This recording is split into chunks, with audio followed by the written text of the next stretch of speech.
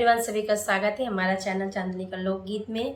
So guys, आज बहुत ही पारंपरिक भोजपुरी गीत लेके आई हूँ, तिलक का गीत। तो आप लोग सुनिए और कैसा लगा कमेंट ज़रूर कीजिएगा और वीडियो को शेयर ज़रूर कीजिएगा और चैनल को सब्सक्राइब करना ना भूलिएगा। अगर यूट्यूब पर देख रहे हैं तो सब्सक्राइब कीजिए और फेसबुक पर देख रहे हैं तो पेज को फॉलो करना ना भूलिएगा। दुअरा से बोली ले पापा कवनी रघु नंदन हरी।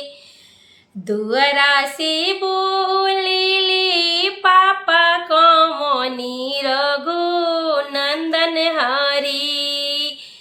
का बाबू चढ़ेला तिलक सुन हो रघु नंदन हरी। का बाबू चढ़ेला तिलक सुन हो रघु नंदन हरी। चौका से बोले ले दुल्हा कवनी रघु नंदन हरी।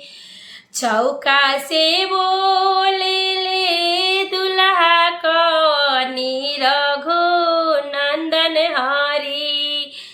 का पापा कईनी कार सुन हो रघु नंदन हरी। का पापा कईनी कार सुन हो रघु नंदन हरी। दुअरा तो कैनी बेटा लाख करोड़ रघु नंदन हरी।